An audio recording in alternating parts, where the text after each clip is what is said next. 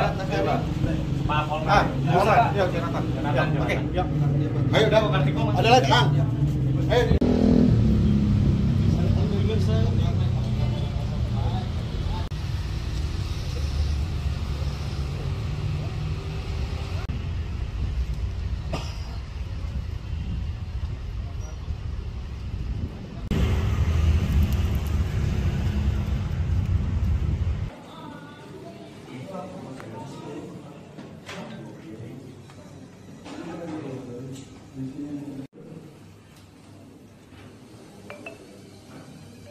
Di seberang SMPN 11 yang terjadi sejak pukul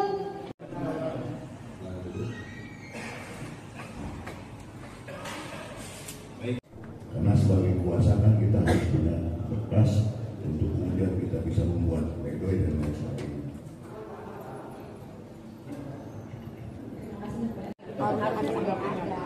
Cuma kan kalau dia tak udah jadi kan semua juga sama, nggak ada yang didampingi.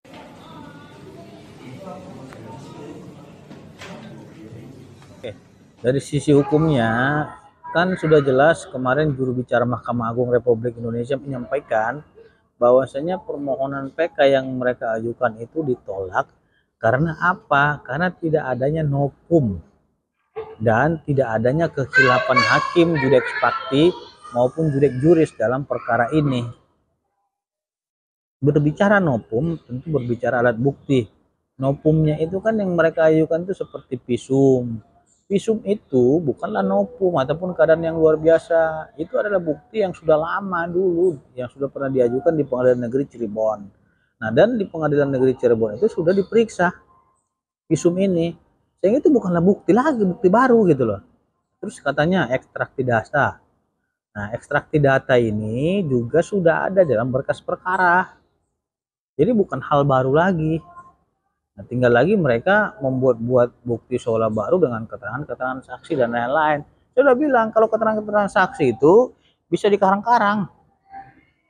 Ya kan, siapa yang bisa membuktikan keterangan saksi yang mereka ajuin itu bukan karang-karangan? Gak ada yang bisa membuktikan itu, gitu loh.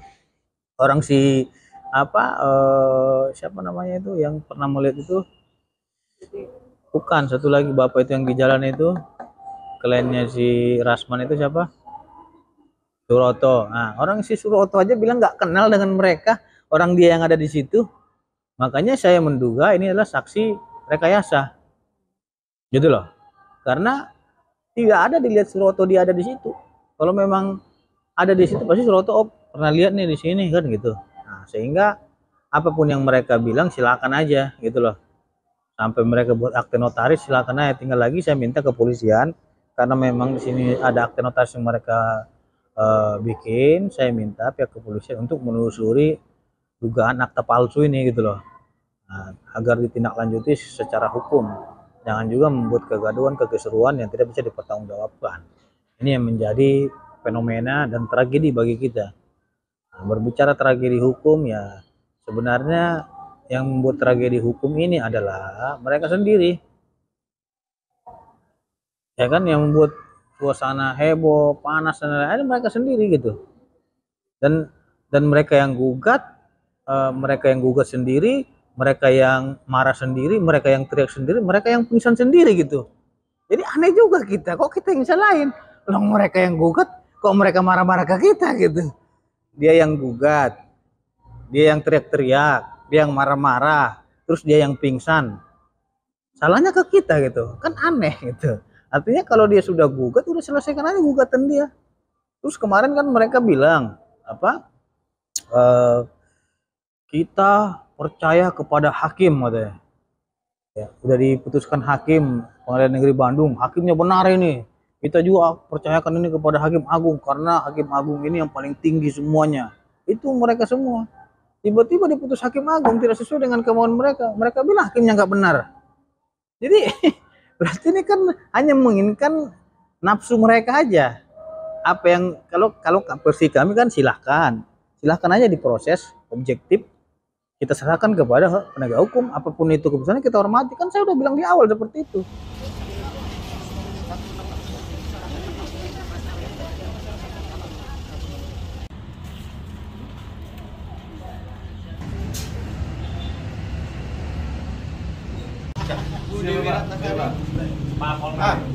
Ya, silakan. Ya, oke, ya. Ayo, udah. Ada lagi, Kang. Ayo.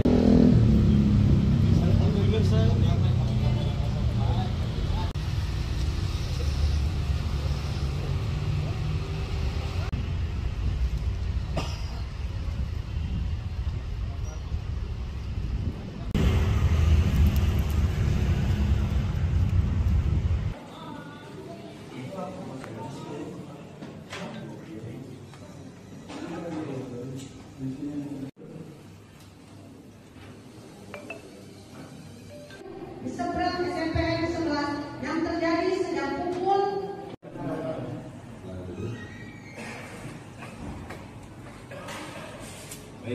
Karena sebagai kuasa kan kita harus punya berkas untuk kemudian kita bisa membuat pledoi dan lain sebagainya.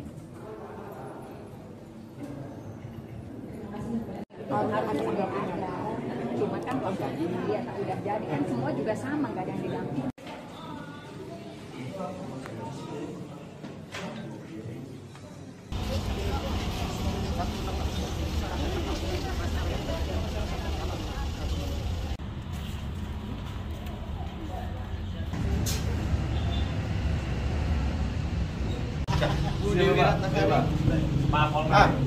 Ya, silakan. Ya, oke, ya. Ayo, udah. Ada lagi, Kang. Ayo.